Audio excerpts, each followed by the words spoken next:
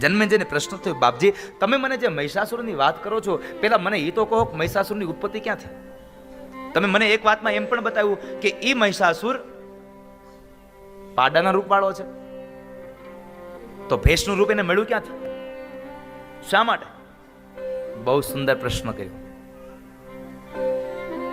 વેદવ્યાસ બતાવે છે, સાંભળ. એક સમયના અંતરે દનુના બે દીકરાઓ પ્રખ્યાત હતા. દનુ નામનો એક રાક્ષસ અસુર હતો અને એના બે દીકરાઓ રંભ અને કરંભ. રંભ અને કરંભ બે દીકરાઓ છે અને બે તપ કરે છે. કરંભ છે,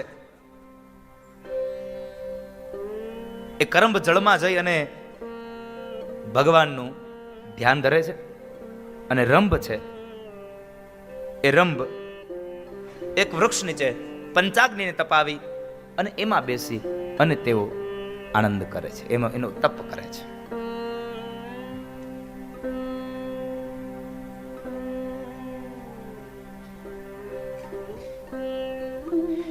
બનવા સંજોગ બન્યું એવું કે જ્યારે કોઈ માણસ તપ કરે ને, મેં ગઈકાલના સત્રમાં વાત કરી હતી કે કોઈ માણસ તપ કરે એટલે સૌથી પહેલો જો કોઈને વાંધો આવતો હોય તો એ ઇન્દ્રને. કારણ કે નૈન કદાચ મારું ઇન્દ્રાસન માગી લેશે, મારું ઇન્દ્રાસન માગી લેશે તો શું થશે? એટલે ઇન્દ્રએ એક ભૂંડનું સ્વરૂપ ધારણ કરી જળમાં જાય છે અને જળમાં કરંભના બે પગ પકડી અને જળની અંદર એને મોતને ઘાટ ઉતારે છે. કરંભ મરાયો, સમાચાર રંભને મળ્યા. રંભ પોતાનું મસ્તક અગ્નિમાં હોમમાં તૈયાર થયો છે. એક હાથથી વાળ પકડ્યા, બીજા હાથથી ખડક પકડી પોતાનું મસ્તક જ્યાં કાપવા જાય ત્યાં ભગવાન સ્વયં અગ્નિ નારાયણ પ્રગટ થયા અને રંભને કહે છે, માગો રંભ, શું આપું તમને? અગ્નિદેવ પ્રગટ થયા અને રંભ રાજી થયો. અગ્નિદેવને નમસ્કાર કરતા કહ્યું, હે અગ્નિદેવ, તમે જો ખરેખર મને કંઈક આપવા જ માંગતા હોય તો મારી એક જ માત્ર ઈચ્છા છે કે ત્રણેય લોકમાં જેના નામનો વિજય થાય એવો એક દીકરો મને આપો. મારે એક દીકરાની જરૂર છે જેનું ત્રણેય લોકમાં, પાતાળ લોક, પૃથ્વીલોક અને સ્વર્ગલોક, આ ત્રણેય લોકમાં જેના નામની કીર્તિ ગવાતી હોય આવો દીકરો મારે જોઈએ છે. આવો પુત્ર મને આપો.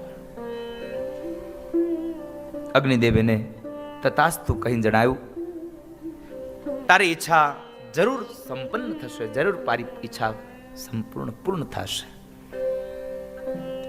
જે સ્ત્રી ઉપર તું મોહિત થઈશ, એ સ્ત્રી દ્વારા જે સંતાનમાં દીકરો આવશે એ તારો દીકરો આ ત્રણેય લોકનો અધિપતિ બનશે, ત્રણ લોકનો અધિપતિ થશે. ભલે. અગ્નિદેવ આશીર્વાદ આપીને નીકળી ગયા.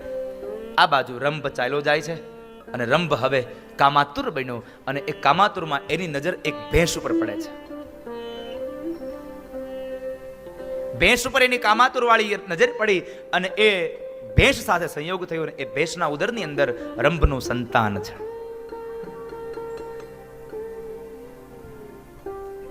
બીજો એક પાડો આવે છે અને એ પાડો પણ ભેંસ ઉપર કામાતુર થયો.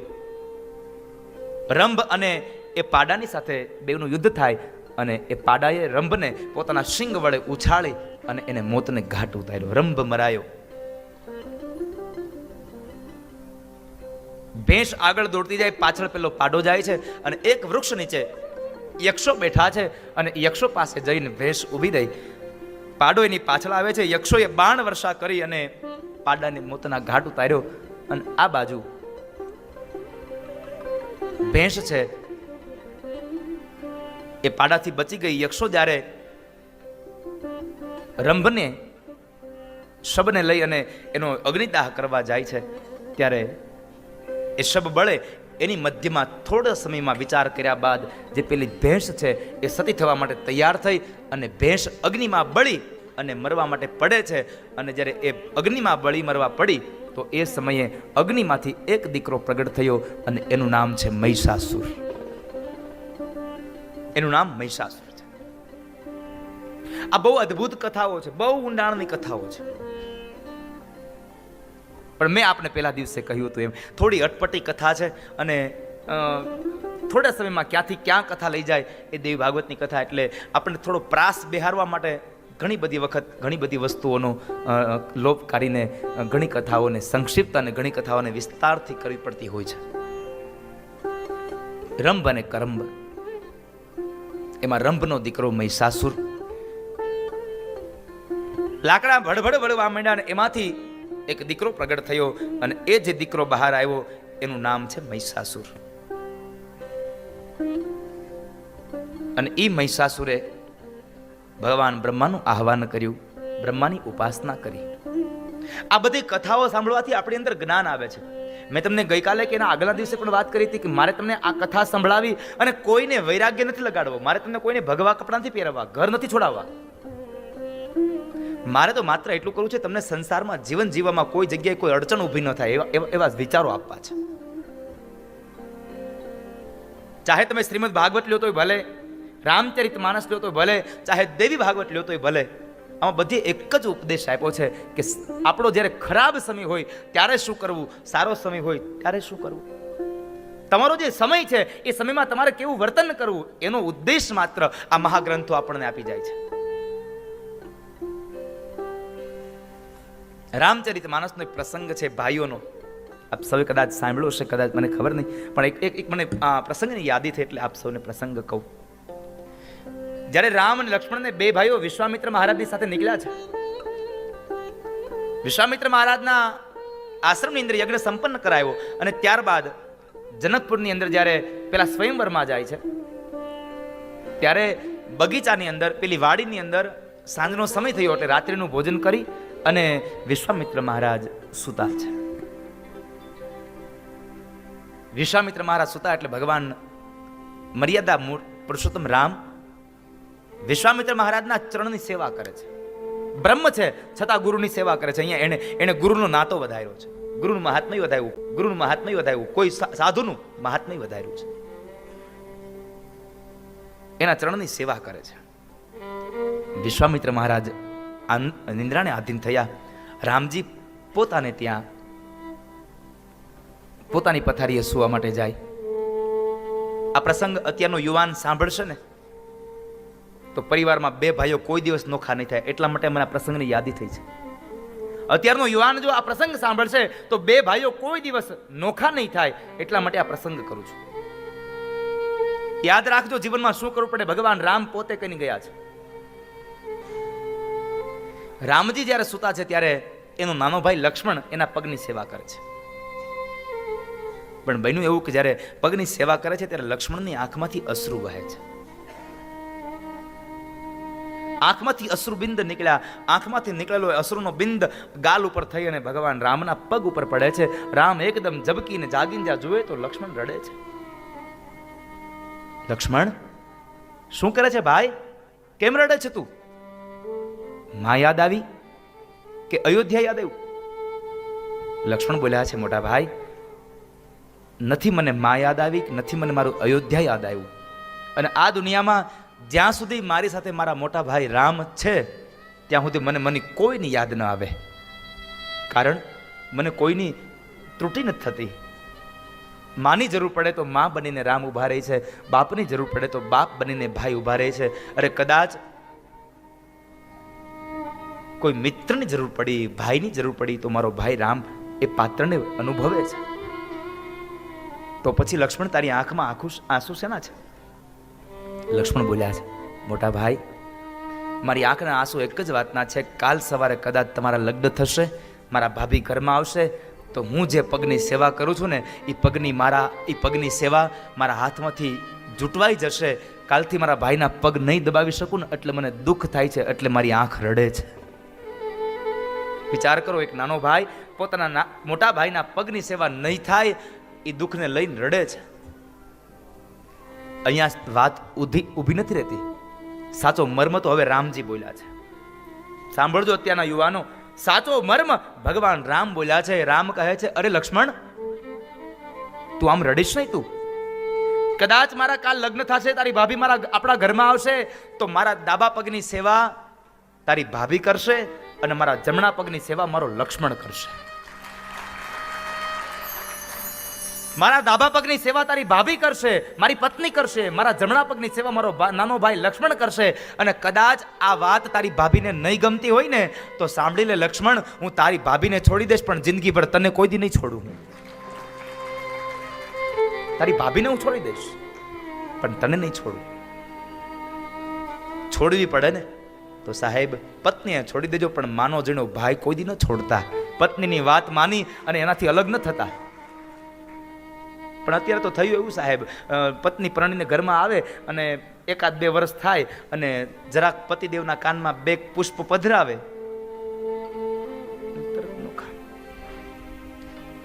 એક માના 2 દીકરા હોય તો ભલે, 3 દીકરા હોય તો ભલે, 4 દીકરા હોય તો ભલે, જ્યારે તમારા 4 ભાઈઓના લગ્ન થાય ને એટલે તમે એક સાથે 4 ભાઈઓ બેસજો, 4 પત્નીઓને બેસાડજો. તમારા મા બાપ જીવતા હોય તો તમારા મા બાપને સાથે બેસાડજો. અને ત્યારે 4 ભાઈઓ તમારી પત્નીને કહેજો કે જ્યારે અમારા લગ્ન નહોતા થયા ત્યારે અમે 4 ભાઈઓ ભેગા રહેતા હતા, અમારા મા બાપે અમારી ભેગા હતા અને આજ લગ્ન થયા તો અમે ભેગા છીએ. તમારે 4ને જેમ રહેવું એમ રહેજો, બાધી બોલીને રહેવું તો ભલે અને પ્રેમથી રહેવું તો ભલે. અમે 4 ભાઈઓ ભેગા રહેતા, ભેગા રહી છીએ અને મરીશું ત્યાં સુધી ભેગા રહેવાના. અમે ક્યારેય નોખા નથી થવાના. જો તમારી પત્ની કોઈ દિવસ તમારા કાનમાં વાત નાખે નોખા થવાની તો મને કહેજો સાહેબ. પણ થાય છે એવું કે સગા ભાઈને આપણે ન પૂછીએ. સમય આવ્યો ને કંઈક સારું કામ કરવું હોય ને તો સગા ભાઈ ન પૂછી તો હાળાને પૂછવા જાય. આ સુંદરનો જમાનો આવ્યો.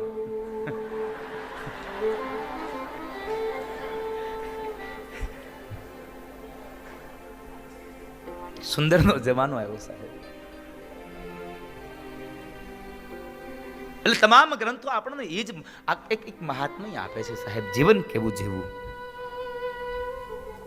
અહીંયા દેવી ભાગવતની અંદર બતાવ્યું, મહિષાસુરે વરદાન મેળવ્યું પણ વરદાનને મેળવીને શું કર્યું?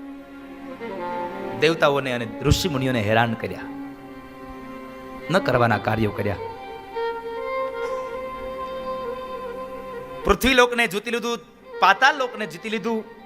હવે મહિષાસુરને સ્વર્ગ જીતવાની ઈચ્છા થઈ છે.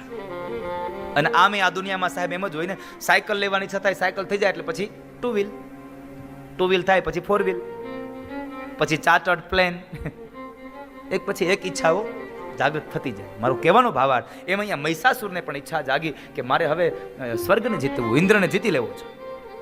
પોતે ન ગયો, પોતાના સૈન્યને મોકલ્યું છે લડવા માટે.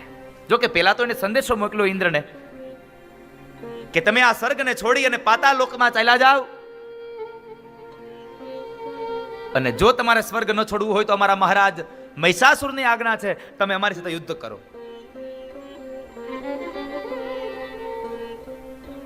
મહિષાસુર સાથે યુદ્ધ કરવાની વાત આવી. ઇન્દ્રએ ત્યારે સામે જવાબ આપ્યો કે દ્વારપાળ જઈને કહી દે તારા એ પાડાના રૂપવાળા મહિષાસુરને કે સ્વર્ગ અમે આજે નહીં છોડીએ ને કાલે નહીં છોડીએ, યુદ્ધ કરવું હોય તો અમે તૈયાર છીએ. ભગવાન ઇન્દ્રાદિક દેવતાઓની આ વાણી સાંભળી અને સૈનિકે જઈ અને મહિષાસુરને સમાચાર આપ્યા. હવે મહિષાસુરને સમાચાર આપ્યા એટલે અભિમાનમાં મત બનેલો, છકેલો આ મહિષાસુર. અને આમ પણ એક દુનિયાનો નિયમ છે, તમને જ્યારે તમારી પાત્રતા કરતા કંઈક વધારે મળે ને એટલે માણસને અભિમાન આવે ને આવે સાહેબ. પાત્ર કરતા વધારે મળે એટલે અભિમાન આવે. ભગવાનને એટલી પ્રાર્થના કરજો, ચોક્કસપણે માં દુર્ગાના ચરણમાં પ્રાર્થના કરજો કે હે ભગવાન, તમે જેટલું આપો ને, તમારે જે કાંઈ ધન દેવું હોય, દોલત દેવી હોય એટલી દેજો, પણ એક પ્રાર્થના અમારી એ છે કે એ ધન અને દોલતની હારી અભિમાન ન દેતા. અમને અહંકાર ન દેશો, કારણ અહંકાર હોય એનું પતન નિશ્ચિત હોય છે. 10 માથાવાળા રાવણનું જો અહંકાર ન રહ્યું હોય તો આપણે તો એક જ માથું છે, આપણે બેય નથી. માટે અહંકાર ન કરશો, અભિમાન ન કરશો.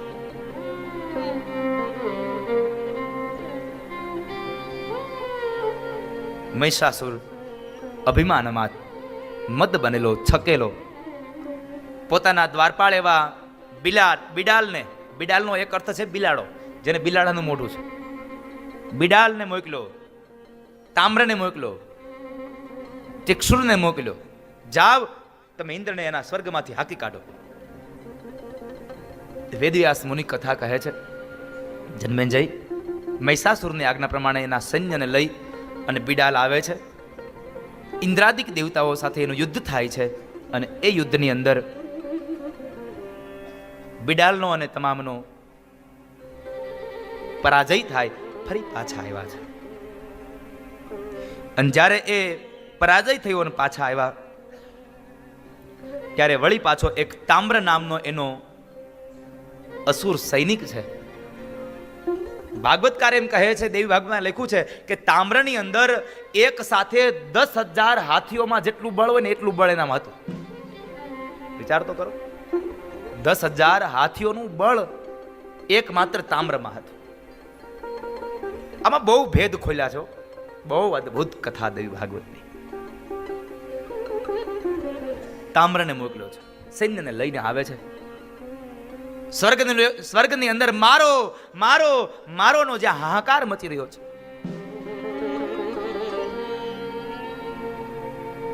છતાં પણ એ સમયે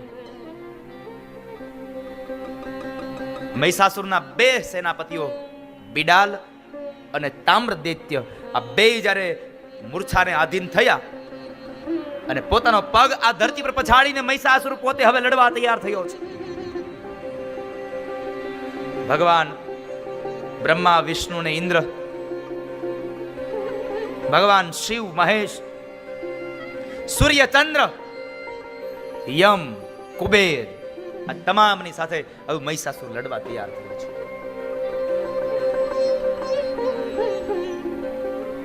મહિષાસુરની હારે યુદ્ધ થાય છે. ભગવાન વિષ્ણુની સાથે ગદા યુદ્ધ થાય, ભગવાન શિવની સાથે ત્રિશૂળનું યુદ્ધ થાય છે, ભગવાન બ્રહ્માની સાથે યુદ્ધ થાય, પણ બધાની સાથે યુદ્ધ કરીને મહિષાસુર તમામ દેવતાઓને જીતી લે છે. ઇન્દ્રની પાસેથી એનો ઐરાવત નામનો હાથી લઈ લીધો, કામધેનુ નામની ગાય લઈ લીધી, ઉચસ્રવા નામનો ઘોડો લઈ લીધો, આ નામનો ઘોડો લઈ લીધો. આ તમામ અસ્ત્ર શસ્ત્રને લઈ દેવો અને દાનવોની વચ્ચે યુદ્ધ થયું, અને એ યુદ્ધની અંદર હવે દેવતાઓ હાર્યા છે. મહિષાસુરની સામે દેવતાઓ હાર્યા છે અને એક આમ દુખી થઈ ગયા છે. દુખી થઈ અને માં દુર્ગાની ઉપાસના કરે, દર દર ભટકી રહ્યા છે. દર દર ભટકવાને લઈ, કારણ જ્યારે માણસ પોતાનું સ્થાન ગુમાવી બેસે, ક્યાં જાય માણસ? પોતાના સ્થાનોને ગુમાવી હવે શું કરે? બ્રહ્મા વિષ્ણુને કહે, વિષ્ણુ બ્રહ્માને કહે, વળી શિવને કોઈ કહે, કોઈ ઇન્દ્ર, યમ, વરુણ, સૂર્ય, ચંદ્ર, આ તમામ દેવતાઓ ભગવાન વિષ્ણુ પાસે આવ્યા છે. ભગવાન વિષ્ણુ પાસે આવી ભગવાન વિષ્ણુને કહે છે, પ્રભુ હવે આપ કંઈક કરો તો આપનાથી અમારું શ્રેય થશે. અને એ સમયે ભગવાન વિષ્ણુ કહે છે, દેવો એક કામ કરીએ, ચાલો આપણે તમામ લોકો, તમામ દેવતાઓ ભેગા થઈ અને મા દુર્ગાની ઉપાસના કરવા જઈએ. અને આ મા દુર્ગાની ઉપાસના કરવા માટે તમામ દેવતાઓ હવે રાજી થયા. ભગવાન બ્રહ્મા, વિષ્ણુ, મહેશ, યમ, કુબેર, ઇન્દ્ર, સૂર્ય, ચંદ્ર, વરુણ, નલ, કુબેર, આ તમામ લોકો આવી અને હવે ભગવાન વિષ્ણુની હારે માં દુર્ગાની ઉપાસના કરવા માટે જાય છે. અને એ દુર્ગાની ઉપાસના કરવા માટે તમામ દેવતાઓ પ્રસ્થાપિત થાય. એક યજ્ઞશાળા બનાવી અને એ યજ્ઞશાળામાં તમામ દેવતાઓએ યજ્ઞકુંડ બનાવ્યો.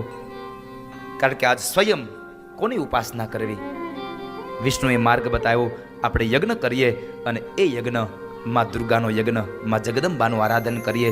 કદાચ માં જગદંબા આપણને સહાય કરશે, એ દેવી શક્તિ આપણને સહાય કરશે. જય દુર્ગે જય કાલી કે માં, જય જય અંબિકે, જય દુર્ગે જય કાલી કે માં, જય જય અંબિકે.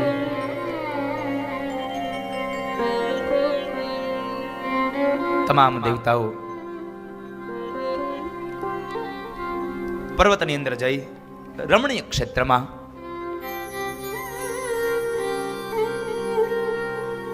માં જગદંબાની ઉપાસના માટે જાય છે, માં દુર્ગાની ઉપાસના માટે જાય છે. હે દેવો, ભગવાન બ્રહ્મા, વિષ્ણુ, મહેશ, સૂર્ય, યમ, ચંદ્ર, વરુણ,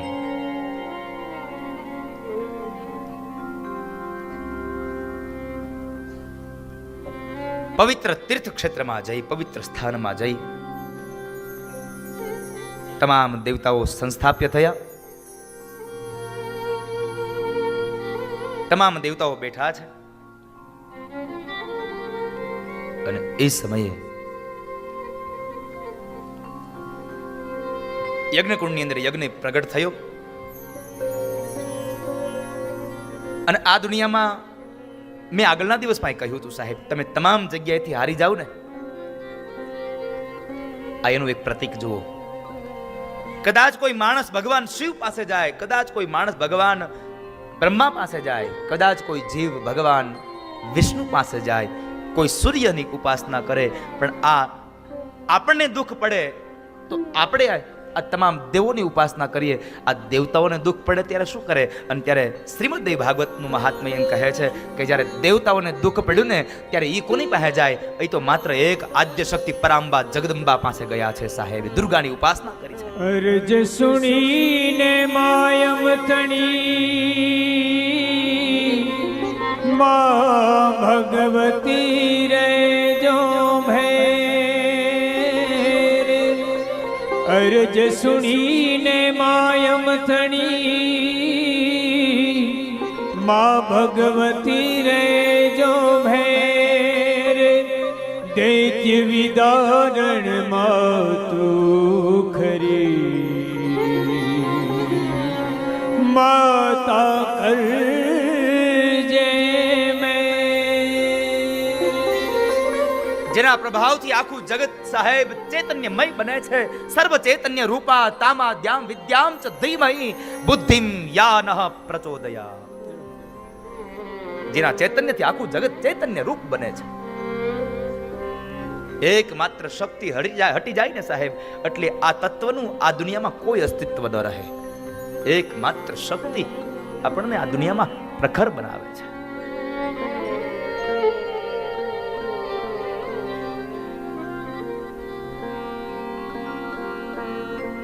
જેનો પ્રભાવ આ દુનિયાના તમામ જડ અને ચેતન ઉપર પડે, એમાં દુર્ગાની પ્રાર્થના આ તમામ દેવો કરે છે અને દેવતાઓ ગાયા છે.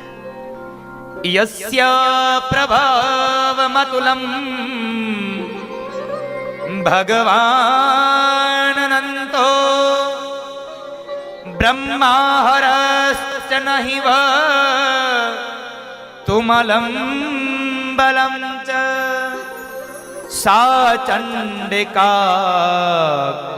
જગત પરિપાલનાય નાશાય ચાશુભ ભય સ્યમતિં કરોતુ. હે માં, હે જગદંબા, હે પરાંબા, હે આદ્ય શક્તિ, તમારી વગર હવે અમને કોઈ આ દુઃખમાંથી દૂર નહીં કરી શકે.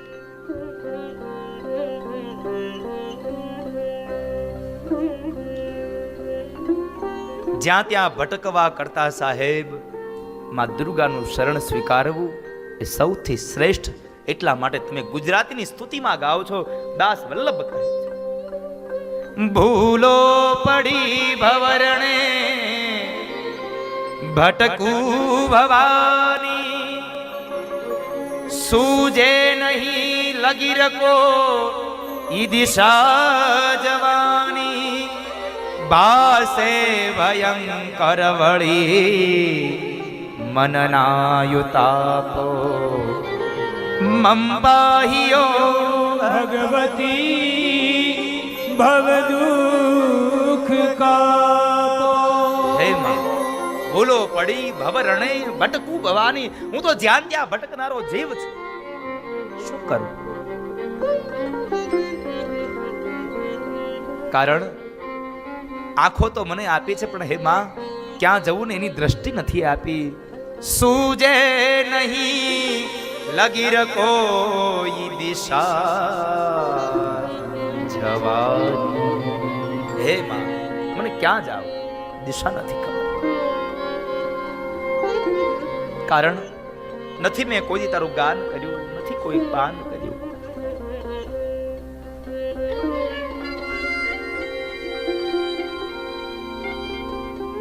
મારા અંતરમાંથી હું સ્તુતિ ગાઉં. અંતર વિશે અધિક ઉર્મિ થતા ભવાની. ગાવું સ્તુતિ તવ બળે નમીને મૃડાની. હે માં હું તો તારા ચરણમાં નત મસ્તક વંદન કરી અને પગે લાગુ છું. શું કામ? દેવતાઓએ પ્રાર્થના કરી, સંસારના સકળ રોગ સમૂળ કાપો. મમ પાહી ઓમ ભગવતી. હે હે માં, હે જગદંબા, હે પરાંબા. સાહેબ એક વાત ચોક્કસપણે અહીંયાથી કહું કે તમે આ દુનિયામાં તમામ જગ્યાએ જઈ અને હારી જાવ ને, ત્યારે મારી વાત જો તમને સાચી લાગે તો એકવાર માં ભગવતીના ચરણમાં જાજો. હું ભરોસા સાથે કહું ત્યાંથી તમારો વિજય શરૂ થઈ જશે સાહેબ. એકવાર દુર્ગાનું શરણ સ્વીકારો. એકવાર દુર્ગાનું શરણ સ્વીકારો. કારણ આ દુનિયાના તમામ દુઃખોને હરનારી માં જગદંબા છે. એટલે તો ઋષિમુનિઓ સપ્તસતીમાં કહે છે, કિમ વર્ણયામ તવ રૂપમ ચિંતા કિમ ચાતિ વીર્યમસુરક્ષયકારી ભૂરી કિમ ચાહવેષુ ચરિતાની તવાદ્ભુતાની સર્વેષુ દેવ્ય સુરદેવ વગણાદિકેષુ. હે માં તારા ચરિત્રોને દેવતાઓ પણ નથી જાણતા તો હું તો શું જાણું? દેવ પણ તને પામી નથી શકા તો હું તો શું પામું? માં મારા ઉપર કૃપા કર. હે જગદંબા, હે દુર્ગા, હે ભવાની, હે પરાંબા.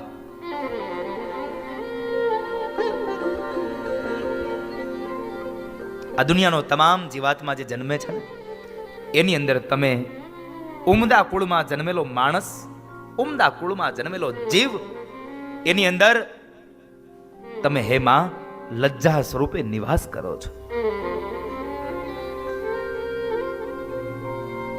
કારણ શ્રદ્ધા સતામ કુલજનમ પ્રભવસ્ય લજ્જા. શ્રદ્ધા અને જે ઉચ્ચ કુળમાં જન્મેલો મનુષ્ય છે હે માં તમે એમાં તો તમે તમારા લજ્જા સ્વરૂપે બિરાજમાન છો. અને એટલા માટે તામ ત્વાનતાસ્મ પરિપાલય દેવી વિશ્વમ. હે માં અમે તમને પ્રાર્થના કરીએ છીએ, અમારું હિત કરો, અમારું કલ્યાણ કરો, અમારું શ્રેય કરો. તમામ જગતનો જીવાત્મા ઈશ્વરને પ્રાર્થના કરે, માં દુર્ગાને પ્રાર્થના કરે. યસ્ય સમસ્ત સુરતા સમુદીરણેના તૃપ્તિમ પ્રયાતિ સકલે સુમખેષુ દેવી સ્વાસિવે પિતૃગણ સ્ય ચ તૃપ્તિ હેતુર રૂચાર્યસે ત્વમત એ વજને સ્વધા. માં સમસ્ત યજ્ઞોમાં જેના ઉચ્ચારણથી બધા દેવતાઓ તૃપ્તિ સંપન્ન કરે છે. આ શ્લોકો તમે સાંભળ્યા હશે પણ તમને હું જે રાગમાં ગાઉં છું ને એ રાગમાં નહીં સાંભળ્યા હોય ને એટલે તમને ખબર નહીં હોય. કેટલા લોકો હવનમાં બેઠા છો? જરા હાથ તો કરો. યજ્ઞમાં બેઠા હોય, માતાજીનો યજ્ઞ હોય, ગમે તેનો, અને એ યજ્ઞમાં તમે જ્યારે બીડું હોમો ને ત્યારે બ્રાહ્મણો શકરાદય સ્તુતિ ગાતા હોય છે. બ્રાહ્મણો શકરાદય સ્તુતિ બોલે છે. નથી કહેતા આપણને ધૂણું આવે છે. હા, આજ તમારે જેને ધૂણું એને છૂટ આજ તમારે ધૂણવાની છૂટ. સાચું ધૂણ જો, થાકી જતા નહીં. અમુક ધૂણી થાકી જાય પછી પંખો ગોતે. ખોટું ન ધૂણતા, સાચું ધૂણ. કેટલાને ધૂણવું છે? હાથ તો કરો.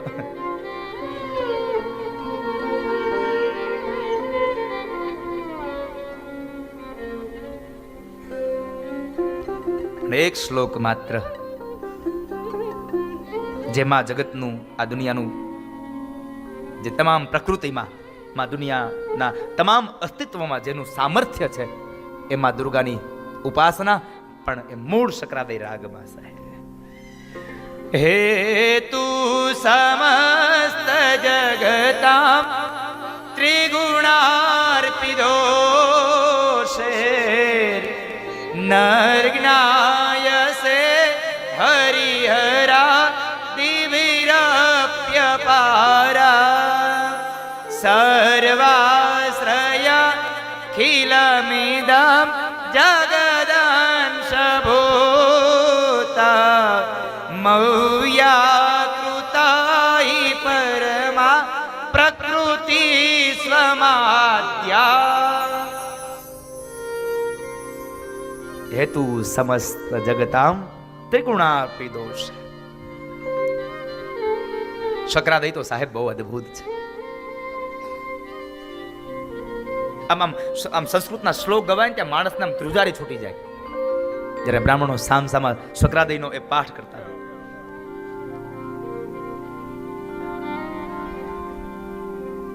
યા શ્રી સ્વયં સુકૃતેનામ ભવનેશ્વરલક્ષ્મી પાપાત્મનામ કૃતધિયામ હૃદયેષુ બુદ્ધિ શ્રદ્ધા સતામ કુલજનમ પ્રભવસ્ય લજ્જા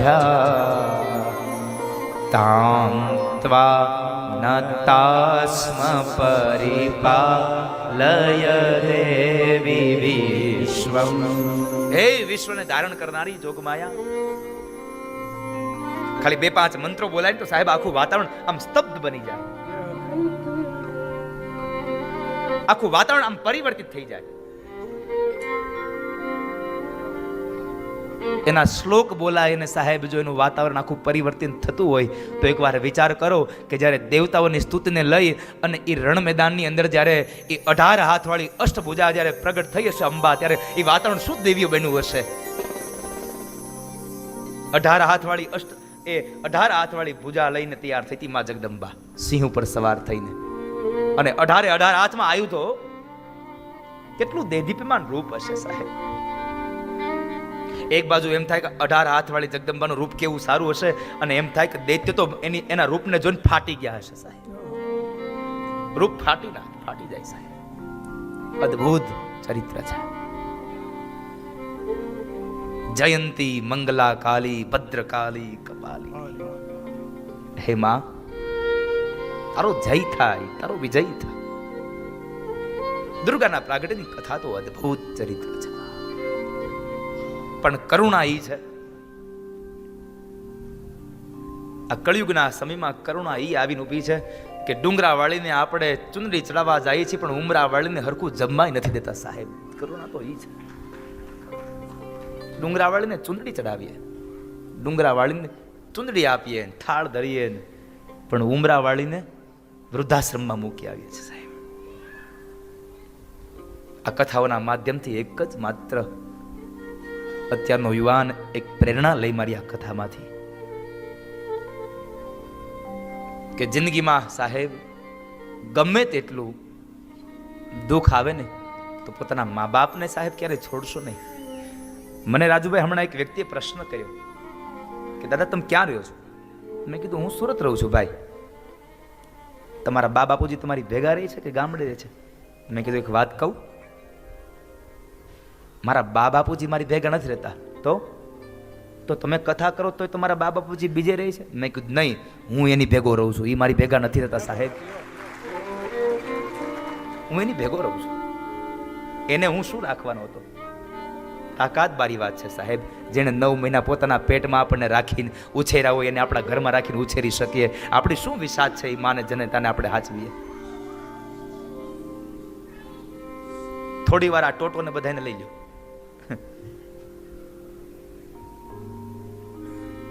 આ પરચુરણ છે ને એ 10 રૂપિયાની નોટની હારી એક સિક્કો હારો લાગે. 1 રૂપિયો કોકને દાનમાં આપો ને તો ખરાબ લાગે, 11 રૂપિયા આપો ને તો સારો લાગે. એ તો સિક્કો ગમે. એટલે આ સિક્કાઓને બધાને આમ બેહાડ દે. કારણ કે શું છે, મારું આખું મારું આ વક્તવ્ય છે ને હું કલાકોથી બાંધતો હોય ને ત્યારે તમારી અંદર ઉતરતું હોય છે, એટલે મારી ધાર તૂટતી હોય એની.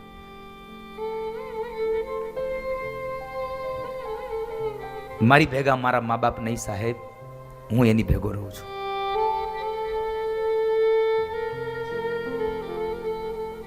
મા બાપને ક્યારેય નોખા ન કરશો.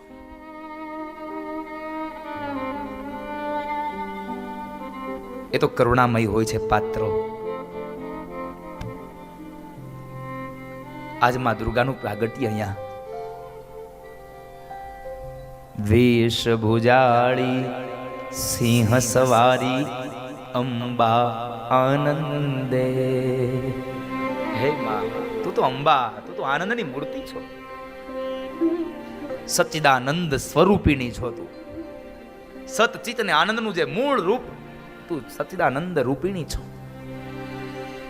વેશ ભુજાળી સિંહ સવારી અંબાયાનંદે. માનવની તું માં બનીને, માનવની તું માં બનીને રમતી રણમાં રંગે. જય દુર્ગે જય કાલિકે માં, જય જય અંબિકે. હે જગજનની હે રણચંડી, જય જય ચામુંડે. હે જગજનની હે રણચંડી. અને એ